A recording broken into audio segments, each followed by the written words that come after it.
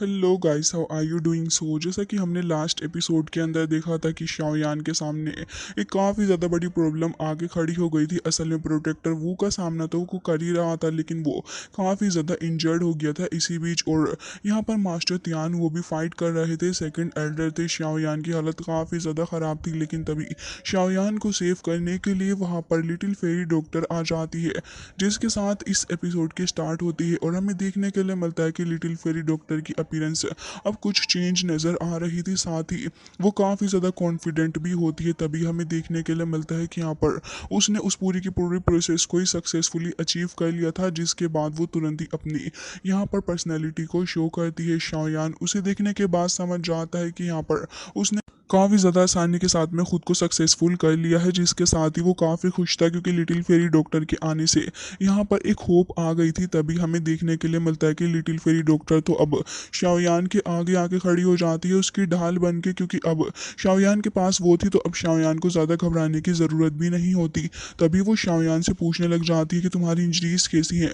शाओयान अपने मुंह से ब्लड साफ करते हुए ये कहने लगा था कि तुम फिलहाल इन सारी चीज़ों की परवाह मत करो, मैं इतना ज़्यादा हर्ट भी नहीं हुआ हूँ।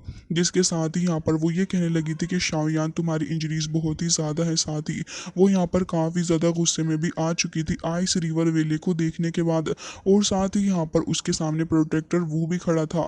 तभी प्रोटेक्टर वो भी नोटिस कर लेता है कि लड़की काफ़ी ज़्यादा पावरफुल है, तो फिर तुरंत ही उससे कह रहा होता है कि ये मैटर सोल पैलेस और साथ ही शाओयान के बीच का है, तो अच्छा ही होगा लड़की के तुम हमारे बीच में नहीं आओ, क्योंकि अगर तुम इतनी बड़ी फोर्स को ऑफेंड करने की कोशिश करोगी तो फिर याद रखना तुम इसको अफोर्ड बिल्कुल भी नहीं कर सकती हो, क्योंकि तुम्हारी स्ट्रेंथ इतनी भी ज़्यादा इंक्रीज नहीं हुई है। वो लिटिल फेरी डॉक्टर को एक तरीके से मैनिपुलेट करने की कोशिश कर रहा था, जिससे कि वो उसे डरा के उसे वैसे ही साइड कर दे। लेकिन लिटिल फेरी डॉक्टर को तो बहुत ही ज़्यादा गुस्सा आ गया था और कह रही होती है कि मेरी एक फिंगर के मुकाबले तुम्हारा पूरा का पूरा वो सोल पैलेस है। ये सुनने के बाद तो अब प्रोटेक्टर वो को भी गुस्सा आ जाता है और कह रहा था कि तुम कुछ ज़्यादा ही एरोगेंट हो। और कह रहा होता है आइस रिवर वैली के लोगों से कि तुम सबसे पहले तो किसी न किसी को ढूंढो जिससे कि हम यहाँ पर इस लड़के को पनिश कर पाएं। तभी हमें देखने के लिए मिलता है कि किंग हाई और उसके बाकी सारे लोग आगे आते हैं और कह रहे थे कि आप बिल्कुल भी परेशान ना हो, क्योंकि इसको तो हम खुद ही डील कर लेंगे। वो तुरंत ही प्रोटेक्टर वो का ऑर्डर ले लेते हैं और उसके बाद सारे के सारे काफ़ी तेज़ी के साथ में आगे बढ़ते हैं, जिसके साथ ही हमें देखने के लिए मिलता है कि जैसे ही लिटिल फेरी डॉक्टर को इस चीज़ के बारे में अंदाज़ा होता है कि यहाँ पर अपना शाओयान एक काफ़ी बड़ी प्रॉब्लम के अंदर फंसने वाला है, तो वो तुरंत ही यहाँ पर अपनी पावर का इस्तेमाल करती है। असल में वो अपनी दाव की को रिलीज़ करती है और शाओयान के आसपास वो एक काफ़ी ज़्यादा पावरफुल शील्ड बैरियर लगा देती है, जिससे कि कोई भी शाओयान को टच ना कर सके। उसके अंदर से काफ़ी सारी पावरफुल एनर्जी बाहर को निकल रही थी और वो बहुत ही ज़्यादा तेज़ी के साथ में फ्लो कर रही होती है। एक बंदा जो कि यहाँ पर मिस्टर किंग हाई के साथ में था, उसके हाथ पे वो पॉइजन लग जाता। इवन ये पॉइजन इतना ज़्यादा खतरनाक था कि पहले तो उसके हाथ के ऊपर अफेक्ट होने लग गया था, लेकिन उसके बाद वो पूरा का पूरा बंदा ही खत्म हो जाता है। ये देखने के बाद तो ये सारे के सारे लिटिल फेरी डॉक्टर को समझ गए थे कि भाई साहब ये लड़की कोई इजी नहीं है डील करने के लिए।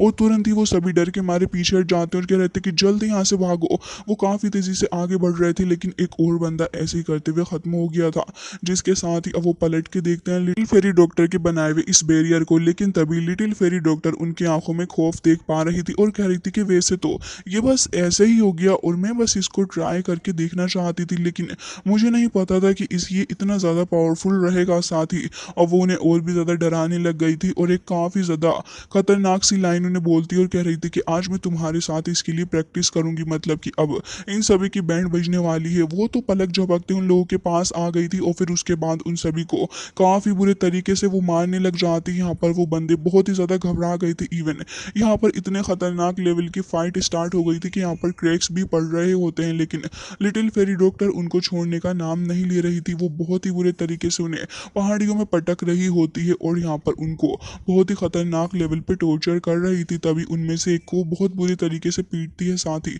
उसके ऊपर अपने पॉइजन का असर कर देती है। साथ ही हमें देखने के लिए मिलता है कि वो बंदा इतना ज़्यादा घबरा चुका था कि उसे पता था कि उसके पास में कोई दूसरा तरीका नहीं है। अपने हाथ को बचाने के लिए वो अपने हाथ को ही अलग कर लेता है अपनी बॉडी से, जिसके साथ ही अब हमें देखने के लिए मिलता है कि मास्टर तियान वो भी लिटिल फेरी के पास में आके खड़े हो गए थे। लेकिन आइस रिवर वैली का जो सेकंड एल्डर था उसे ये चीज़ बिल्कुल भी पसंद नहीं आती। ये दोनों ही अब शाओयान के पास में खड़े थे, क्योंकि शाओयान यहाँ पर बिल्कुल भी ठीक नहीं होता। तो इस वजह से यहाँ पर ये लोग इसको प्रोटेक्ट कर रहे होते हैं, लेकिन मास्टर तियान हो समझ गए थे कि यहाँ पर रहना खतरे से खाली नहीं था। तो वो कहने लग जाते हैं कि तुम फिलहाल यहीं पे रुको, मुझे आगे चल के इस कोल्ड बैरियर को यानी कि आइस रिवर वेले के द्वारा लगाई गई इस शील्ड को खत्म करना होगा और फिर उसके बाद हम लोग यहाँ से चलेंगे। तभी यहाँ पर लिटिल फेरी डॉक्टर भी इस बात से एग्री कर जाती है। मास्टर तियान वो काफ़ी स्पीड के साथ में आगे बढ़ रहे थे, लेकिन तभी आइस रिवर वेले के जो सेकंड एल्डर होते हैं उनको कुछ ज़्यादा ही चुल हो रही थी। वो तुरंत ही जाके उनको रोकने लग जाते हैं, लेकिन लिटिल फेरी डॉक्टर भी कुछ ज़्यादा ही तेज़ निकलती है, वो भी तुरंत ही उनके ऊपर अटैक कर देती है। लेकिन हमें देखने के लिए मिलता है कि यहाँ पर इतनी ही देर के अंदर अब मास्टर तियानो के पीछे वही बंदा लग गया था। लेकिन इस सो भी लिटिल फेरी डॉक्टर अपने पॉइजनस बीस्ट का इस्तेमाल करती है, जिसके बाद अब हमें देखने के लिए मिलता है कि काफ़ी बुरी हालत उस बंदे की हो चुकी थी। मास्टर तियानो अपनी पावर का इस्तेमाल करते हुए इस बैरियर को तोड़ने की कोशिश कर रहे थे और वो इसके अंदर कामयाब भी हो जाते हैं। असल में वो एक काफ़ी ज़्यादा पावरफुल पंच के थ्रू हिट करते हैं और उससे काफ़ी खतरनाक सी पावर जाके उस शील्ड से टकरा जाती है। शाओयान समझ गया था कि अब बस ये बैरियर ब्रेक हो चुका है, तो फिर लिटिल वेरी डॉक्टर तुरंत ही उसको पकड़ लेती है और दोनों काफ़ी तेज़ी के साथ वहाँ से आगे बढ़ रहे थे। अब हमें देखने के लिए मिलता है कि सेकंड एल्डर भी खुद को आज़ाद करवा लेता है और अब वो यहाँ पर एक बार फिर से उस बीस्ट के सामने आ गया था। लेकिन अब बस इन लोगों का एक ही मकसद था कि जल्द से जल्द यहाँ से निकला जाए। अब वो शाओयान के पीछे पड़े हुए थे, लेकिन लिटिल फेरी डॉक्टर अगेन अपनी पावर का इस्तेमाल करते हुए अपने पॉइजन के थ्रू इनके ऊपर अटैक कर रही होती है। साथ ही हमें देखने के लिए मिलता है कि मास्टर तियान हो एक बार फिर से अपनी पावर को इकट्ठा करते हैं और एक और काफ़ी स्ट्रॉन्ग पंच से हिट करते हैं। यहाँ पर शील्ड में क्रैक बन ही गया था और अब वो तुरंत ही इशारा कर देते हैं लिटिल फेरी डॉक्टर को, तो वो एक बार फिर से इनके ऊपर अटैक करती है और तुरंत ही यहाँ से आगे की तरफ को चली गई थी। जिसके बाद हमें ये सीन थोड़ा और दूर से दिखाया जाता है और हमें देखने के लिए मिलता है कि अब यहाँ पर इन लोग की इस जगह से निकलने की पॉसिबिलिटी बहुत ही ज़्यादा इंक्रीज हो गई थी। बस पोर्टल के बहुत ही ज़्यादा क्लोज होते हैं, बट अनफॉर्चुनेटली जैसे ये लोग पोर्टल के क्लोज आते हैं, मास्टर तियानो को कुछ गैस होता है और उसके बाद वो तुरंत ही एक शील्ड बना के सारे लोगों को बचाने की कोशिश कर रहे थे, क्योंकि इस जगह से निकलने के प्लान में एक बार फिर से वो नाकामयाब हो गए थे। जिसके साथ ही अब वो दूर जाके खड़े होते हैं और साथ ही ये जो क्रैक बना हुआ था इसके अंदर से हमें दिखाया जाता है कि आइस रिवर वेले का जो लीडर था वो यहाँ पर बोल रहा था और कह रहा होता है कि मुझे नहीं पता था कि तुम इतनी आसानी से अपनी इस पॉइजनस बॉडी को कंट्रोल कर लोगी। वाकई में मैंने तुम्हें अंडर एस्टिमेट कर दिया और साथ ही मेरी जो कैलकुलेशन थी वो भी मिस कैलकुलेट हो गई। जिसके साथ ही हमें देखने के लिए मिलता है कि अब वो पलक झपकते ही इन लोगों के पास में आके खड़ा हो जाता है, जिसे देखने के बाद ये फैमिली के एल्डर कह रहे थे कि ये तो आइस रिवर वेले का मेन लीडर है। और साथ ही वो बहुत ही ज़्यादा घबरा भी जाते हैं और कह रहे थे कि ओ माय गॉड ये यहाँ पर क्या कर रहा है। लेकिन अब इन लोगों के डरने का कोई भी फायदा नहीं होने वाला था, क्योंकि अब तो वो यहाँ पर आ ही गया था और कह रहा होता है कि ऐसा लग रहा है कि मिस्टर शाओयान आप हमसे डर चुके हो, और यहाँ पर अपनी काफ़ी ज़्यादा चोट भी वो दिखा रहा था। जिसके बाद प्रोटेक्टर वू चचा को देखते हैं, जो कि यहाँ पर अब बिंग को देखने के बाद काफ़ी हैरान था और कह रहा होता है कि तो ये ओल्ड मैन यहाँ पर आ ही गया। तभी हम देखते हैं कि सेकंड एल्डर तुरंत ही उसके पास में जाके उसे ग्रीट करता है और कह रहा था कि आप यहाँ पर आ ही गए। तभी वो ये पूछने लग जाता है कि आखिर हमारा एल्डर है कहाँ पे। तभी हमें देखने के लिए मिलता है कि एल्डर शेन की हालत तो पहले ही ख़राब हो चुकी थी और 3-4 लोग उसकी मलहम पट्टी करने के बारे में सोच रहे थे। अब वो तो ज़मीन में ऐसे ही फैल के पड़ा हुआ होता है और ऑलरेडी बेचारे की बॉडी में सिर्फ हड्डियां थीं, लेकिन शाओयान ने उनको भी ठीक नहीं छोड़ा। जिसके साथ ही अब हमें देखने के लिए मिलता है कि वो बहुत ही ज़्यादा गुस्सा हो गया था और साथ ही देख रहा होता है आसपास से। तो हम देखते हैं कि प्रोटेक्टर वो एकदम ही बोल पड़ता है और कह रहा होता है कि असल में ये जो शाओयान नाम का बंदा है हम उसे यहाँ पर लेने के लिए आए हैं, तो फिर आप बाकी लोगों को खुद हैंडल कर लो। हम बस ये चाहते हैं कि आप इज्जत के साथ हमें शाओयान दे दीजिएगा, उसके बाद हम लोग चले जाएंगे। तभी हमें देखने के लिए मिलता है कि बिंगे अब शाओयान की तरफ को देखने लगा था और उसके बाद वो कुछ सोचता भी है। तभी कह रहा था कि मैं बस इस ईविल पॉइजनस बॉडी वाली लड़की को चाहता हूँ, इसके अलावा मुझे कुछ भी नहीं चाहिए। और रही बात इस लड़की की, तो फिर मैं भला इसका क्या ही करूँगा। तभी शाओयान भी उसको देख रहा था और कह रहा होता है कि वाकई में फेंग यून वेले के तैंगजेन से कुछ कम नहीं है, बहुत ही ज़्यादा पावरफुल। और मुझे डर लग रहा है कि अगर हम तीनों भी मिलके इसके साथ में फाइट करेंगे तब भी हम इसका कुछ नहीं बिगाड़ सकते। और कह रहा होता है कि भले ही मेरी बॉडी के अंदर मौजूद उस पॉइजनस गैस को रिकवर कर लिया गया हो, फिर भी इसका कुछ फ़ायदा नहीं होने वाला है। लेकिन फिर भी अब कैसे न कैसे करके एक बार फिर मुझे अपनी पावर का इस्तेमाल करना होगा। असल में शाओयान सोच रहा था कि क्यों ना इस बार वो अपने 4 हेवनली फ्लेम वाले एंग्री बुद्धा लोटस को रेडी कर ले, जिसके साथ ही वो यहाँ पर अब लिटिल फेरी डॉक्टर को भी देखता है और उसकी तरफ को इशारा करता है। वो तुरंत ही समझ गई थी शाओयान की इंटेंशंस क्या है, तो वो कह रही थी कि ठीक है शाओयान, अगर ऐसी बात है तो फिर हम लोग जाके कुछ वक्त के लिए इन्हें रोकते हैं और फिर तुम उसी वक्त का इस्तेमाल करते हुए तुरंत ही अपना काम कर लेना। जिसके साथ ही यहाँ पर मास्टर त्यान वो ये कहने लग जाते हैं कि मैं एक बार पहले ही मर चुका हूँ, लेकिन क्या ही कहूँ इस मैटर के बारे में। और अब वो तुरंत ही ये कहने लग जाते हैं कि ठीक है, अब हमें ही करना होगा। शाओयान तुरंत ही यहाँ पर जाने के बाद लिटिल फेरी डॉक्टर को कह रहा होता है कि ठीक है, अब तुम जाओ। और इन तीनों ने ही डिसाइड कर लिया था कि कोऑपरेट करते हुए फाइट करेंगे एक बार फिर से। अब इनकी इस हिम्मत को देखने के बाद बिंगे खुद भी शौक था और कह रहा होता है कि लड़की, अगर तुम मेरे साथ चलोगी तो मैं तुमसे वादा करता हूँ कि मैं तुम्हें कुछ भी नहीं करूँगा, और मैं उम्मीद करता हूँ कि तुम्हारा ये जो दोस्त है ये भी बहुत ही कम सफ़र करेगा फिर मेरे हाथों। तो बताओ तुम क्या सोच रही हो। लेकिन ये सुनने के बाद तो लिटिल फेरी डॉक्टर को बहुत ही ज़्यादा गुस्सा आता है और वो तुरंत ही अपनी पावर का इस्तेमाल करते हुए एक काफ़ी ही ज़्यादा शार्प अटैक कर देती है। लेकिन ये अटैक यहाँ पर बिंगे का कुछ भी नहीं कर पाता। बिंगे पहले उस अटैक को रोकता है और फिर उसकी कुछ 1-2 सेकंड बाद उस अटैक को वो अपनी बॉडी के अंदर एब्जॉर्व कर लेता है। जिसके बाद तो वो काफ़ी ज़्यादा खुश नज़र आ रहा था और साथ ही हमें देखने के लिए मिलता है कि उसकी बॉडी के अंदर से काफ़ी सारा पॉइजन बाहर निकल रहा होता है और वो हावी हो रहा था। जिसके साथ ही अब हमें पता चलता है कि इस बंदे के पास भी एक पॉइजनस बॉडी है और इसी वजह से वो ये कह रहा था कि जितना ही ये मेरे पास आता है मुझे ऐसा लगता है कि मुझे इससे भी ज़्यादा चाहिए। वो यहाँ पर लिटिल फेरी डॉक्टर की बॉडी के बारे में बात कर रहा था और ये देखने के बाद तो अब मास्टर त्यान वो भी शौक थे और कह रहे थे कि इसके खुद के पास भी एक पॉइजनस बॉडी है और अब ये लिटिल फेरी डॉक्टर की बॉडी का इस्तेमाल करना चाहता है। शाओयान समझ रहा था कि आखिर आइस रिवर वेले के लोग इतने ज़्यादा डेस्परेट क्यों हो रहे थे। तभी वो यहाँ पर ये सब कुछ देखने के बाद समझ गया था कि असल में बिंगे क्या करना चाह रहा है। तभी बिंगे को देखते हैं जो कि ये कहने लगा था कि भले ही कुछ भी हो लेकिन मुझे ये तुम्हारी पॉइजनस बॉडी किसी भी हालत में चाहिए, क्योंकि मैं इसकी बहुत ही ज़्यादा इच्छा करता हूँ। जिसके साथ ही अब वो लिटिल फेरी डॉक्टर को बहुत ही ज़्यादा डेस्परेट होकर देखने लगा था और कह रहा होता है कि बस अब तुम मेरे साथ चलो क्योंकि मेरे पास में इतना वक्त नहीं है लड़की। और ये कहते साथ ही एक बार फिर से हंसने लग गया था और कह रहा होता है कि बस एक बार मुझे तुम्हारी पॉइजनस बॉडी मिल जाए फिर उसके बाद मेरी बॉडी एकदम ही परफेक्ट हो जाएगी। ये कहते साथ ही काफ़ी सारी एनर्जी को वो अपनी बॉडी से रिलीज करता है और ये काफ़ी ज़्यादा स्ट्रॉन्ग एनर्जी आसपास फैल रही थी।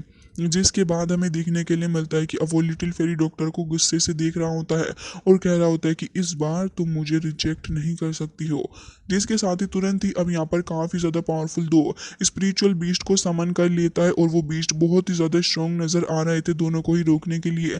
लिटिल फेरी डॉक्टर और मास्टर त्यान वो आगे जाते हैं लेकिन फिर भी इनकी पावर का कुछ भी असर नज़र नहीं आ रहा था और यहाँ पर दोनों ही बीस्ट थोड़े ज़्यादा पावरफुल थे और सप्रेस कर रहे होते हैं इन दोनों को मिलके। फिर भी ये दोनों किसी भी तरीके के शाओयान को यहाँ से बचाना चाहते हैं और फिर तुरंत ही एक बार फिर से आगे आ जाते हैं। दोनों ही बीस्ट से अच्छी खासी टक्कर ले रहे थे लेकिन बीस्ट इतने ज़्यादा स्ट्रॉन्ग होते हैं कि यहाँ पर काफ़ी आसानी से इन दोनों को सप्रेस कर लेते हैं। तभी हमें देखने के लिए मिलता है कि बिंगी अब काफ़ी ज़्यादा खुश था और तुरंत ही अपने दोनों ही बीस्ट को अपने पास बुलाता है और एक बार फिर से इनकी तरफ को अटैक करने के लिए भेजता है। असल में वो शाओयान को इस बार अपने बीस्ट के थ्रू सोलो करवाना चाह रहा था। शाओयान काफ़ी ज़्यादा घबरा जाता है। साथ ही अब यहाँ पर मास्टर त्यान वो बहुत ही ज़्यादा शौक हो चुके थे और अब लिटिल फेरी डॉक्टर भी यहाँ पर तुरंत ही शाओयान का नाम लेकर चिल्लाती है। लेकिन इतनी ही देर के अंदर शाओयान को देखते हैं जो कि अब समझ गया था कि अब इस पॉइंट पे रुकने का कोई भी मतलब नहीं बनता है।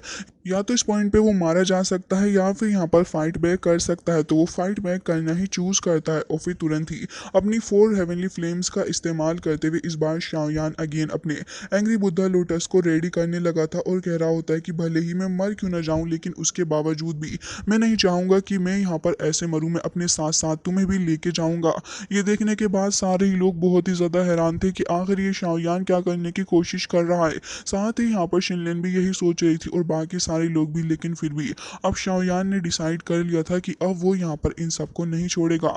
लेकिन इतनी देर में शाओयान की नज़र थोड़ा ऊपर की तरफ को पड़ती है। असल में स्काई के अंदर से काफ़ी सारी गोल्डन एनर्जी प्रोड्यूस हो रही थी और ये गोल्डन एनर्जी इतनी ज़्यादा खतरनाक थी कि जहाँ एक तरफ लिटिल फेरी डॉक्टर, मास्टर तियानु और शाओयान ये सारे के सारे मिलके इन बीस्ट का सामना नहीं कर पा रहे थे, वहाँ पर वो जो गोल्डन एनर्जी होती है वो तो बस पलक झपकते ही इनको ख़त्म कर डालती है। ये देखने के बाद तो सारे ही लोग बहुत ही ज़्यादा चौंक जाते हैं कि सडनली क्या हो गया है, और साथ ही बिंगे को देखते हैं। बिंगे खुद भी शॉक्ड हो गया था क्योंकि उसने ये एक्सपेक्ट नहीं किया था कि ऐसा कुछ भी यहाँ पर हो सकता है। सारे ही लोग शॉक्ड थे कि न जाने अब क्या होगा। लेकिन इसके बाद यहाँ पर हमें देखने के लिए मिलता है कि कुछ फ्लावर पेटल्स यहाँ पर आने लगे थे और ये कुछ गोल्डन एनर्जी के साथ यहाँ पर आ रहे होते हैं। तभी हमें देखने के लिए मिलता है कि फाइनली यहाँ पर एक क्रैक पड़ गया था, और इस क्रैक के बाद हमें देखने के लिए मिलता है कि एंट्री होती है अपनी शुनर की, और वो बहुत ही ज़्यादा गुस्से में नज़र आ रही थी, और साथ ही ये कह रही होती है कि आइस रिवर वेले की इतनी हिम्मत हो गई कि ये यहाँ पर ऐसा कुछ भी कर सकते हैं। वो काफ़ी ग्रेसफुली वॉक करते हुए आ रही होती है और बहुत ही ज़्यादा गुस्से में भी नज़र आ रही थी। अब वो फाइनली वहाँ पर एंट्री कर ही लेती है, उसके साथ उसके दोनों ही एल्डर मास्टर यिन लाओ और साथ ही मास्टर यिन भी आए हुए थे। तभी यहाँ पर हमें देखने के लिए मिलता है कि शाओयान इतना ज़्यादा हैरान हो गया था कि उसके फेस के एक्सप्रेशन से ही लग रहा होता है कि शुनर को अपने सामने देख के उसे विश्वास ही नहीं हो रहा है कि शुनर यहाँ पर मौजूद है। तभी उसके हाथ में जो उसका एंग्री बुद्धा लोटस था वो भी तुरंत ही गायब हो जाता है। शाओयान के तो पसीने छूटने लगे थे उसे देखने के बाद, और कपकपाते हुए कह रहा होता है कि शुनर।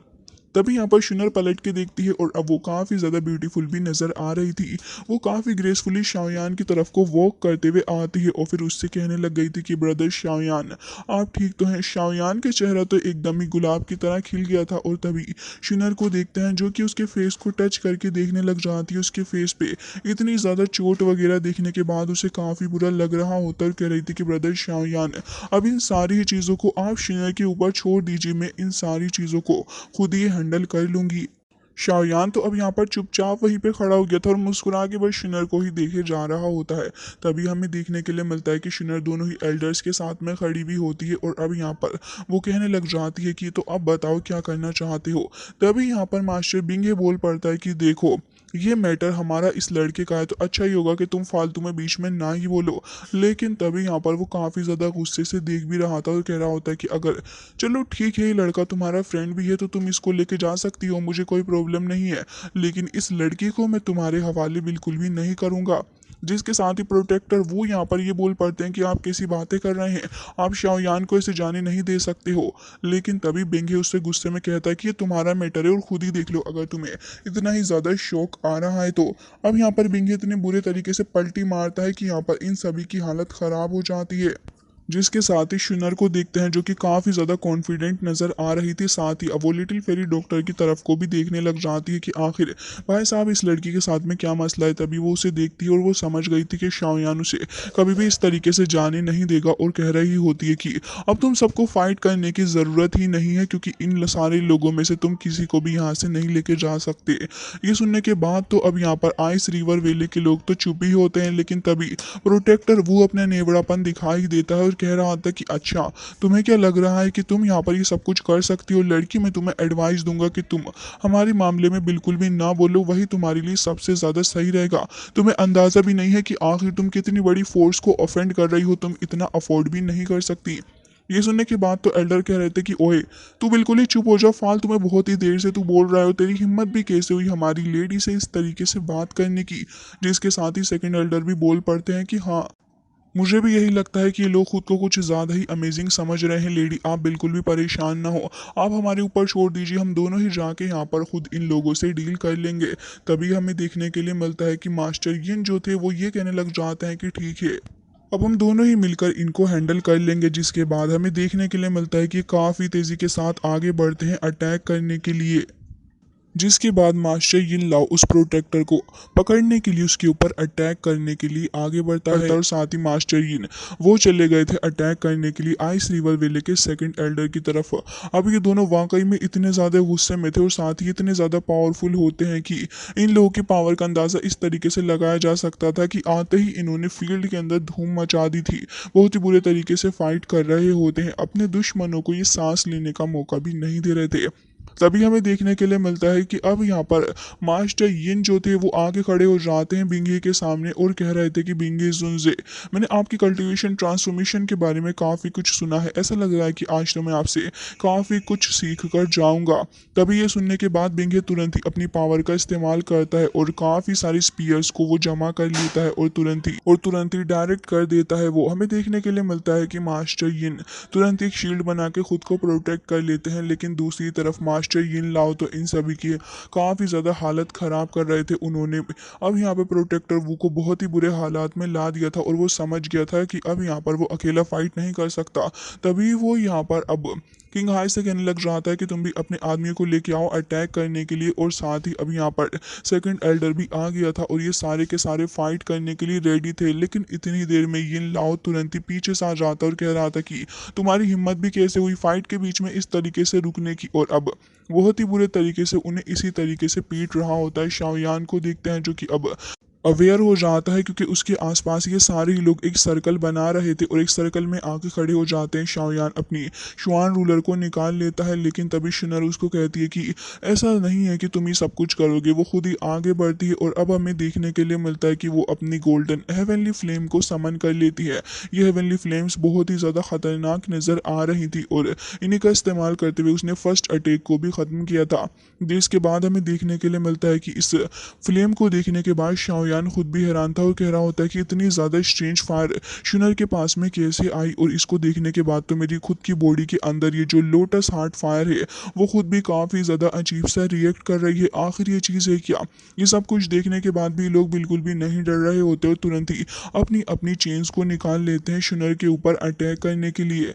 लेकिन तभी शुनर को देखते हैं जो कि तुरंत ही उस हेवनली फ्लेम का इस्तेमाल करती है और अपने आसपास एक शील्ड बना लेती है। सारे लोग अपनी उन्हीं चेन्स का इस्तेमाल कर रहे थे और इनकी हालत काफ़ी ख़राब हो रखी थी क्योंकि चेन्स का इस्तेमाल करने के बावजूद भी कुछ नहीं कर पा रहे थे। लेकिन अब शुनर यहाँ पर अपनी गोल्डन हेवनली फ्लेम्स को कहती है कि जाओ, जिसके बाद तो वो हेवनली फ्लेम्स तुरंत ही उसकी बात मान लेती हैं और फिर सारे के सारे लोग के ऊपर बहुत ही बुरे तरीके से अटैक करने लगी थी। सभी लोग कुछ ही सेकंड्स के अंदर राख के अंदर कन्वर्ट हो जाते हैं और शाओयान अपनी श्वान रूलर को रख लेता और कह रहा था कि आप हमेशा से ही मुझसे आगे रही है। लेकिन तभी शुनर ये कह रही होती है कि ऐसा कुछ नहीं है, मैं तो हमेशा ही रिलाई करती हूँ अपने एंसेस्टर की ब्लड लाइन के ऊपर। लेकिन शाओयान, आपके पास में जो एबिलिटीज़ हैं मैं वाकई में उन पे कभी भी रीच नहीं कर सकती। आपने किसी के ऊपर रिलाई नहीं किया और मेरे कंपैरिजन में तो आप बिल्कुल भी नहीं है। तभी भी शाओयान उससे हम्बल होकर यही कह रहा होता है कि नहीं, असल में ऐसी कोई बात ही नहीं है। इस मोमेंट पे तो ऐसा लग रहा था कि जैसे नॉर्मली ये लोग बातें कर रहे हैं और शायद से किसी डेट वगैरह पे आए हुए हैं, लेकिन असल में सीन इतना ज़्यादा खतरनाक हो रखा था। तभी शुनर पलट के कहती है कि ठीक है, पहले मुझे इस कोल्ड स्पेल को तोड़ना होगा।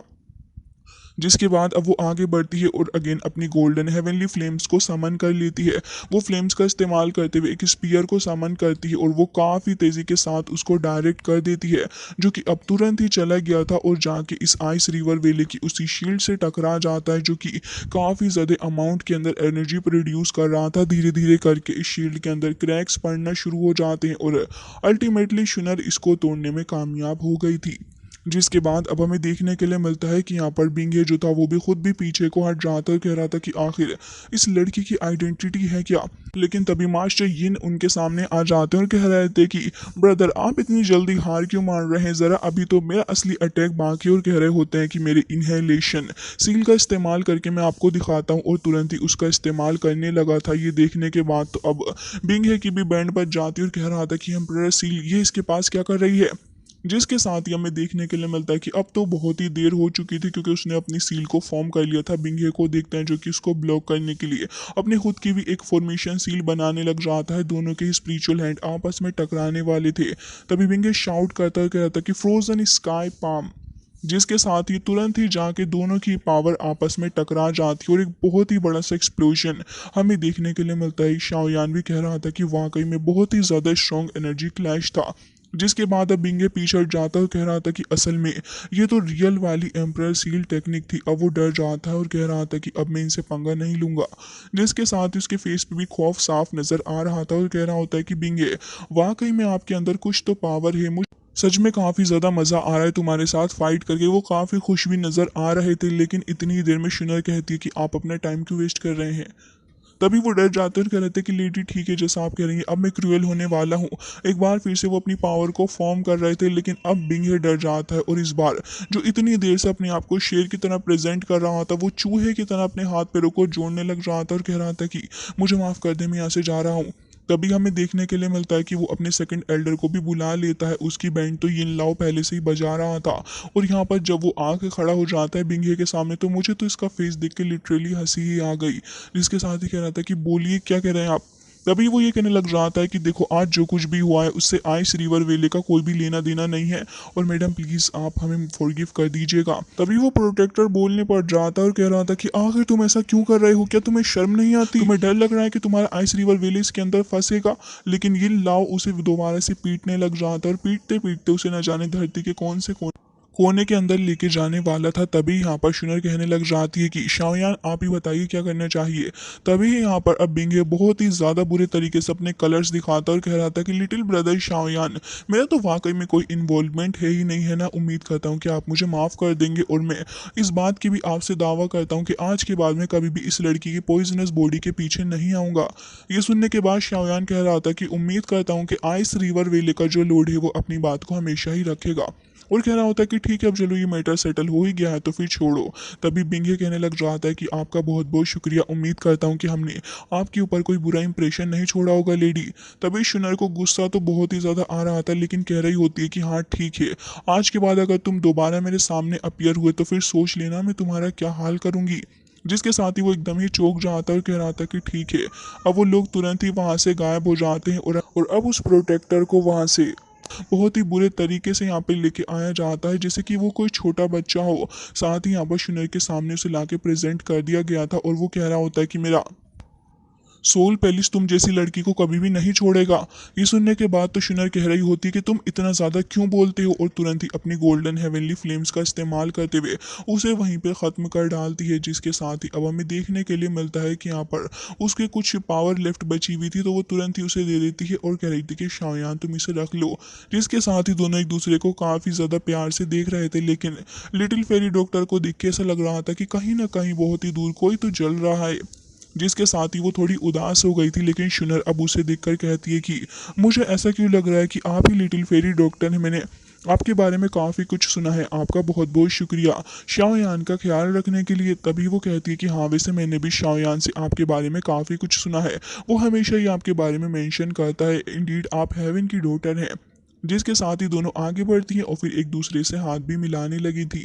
सो गाइज इसी के साथ आज का ये एपिसोड हो जाता है एंड आई होप कि आपको पसंद आया होगा। मिलते हैं नेक्स्ट वीडियो में, तब तक के लिए bye bye, take care of your self.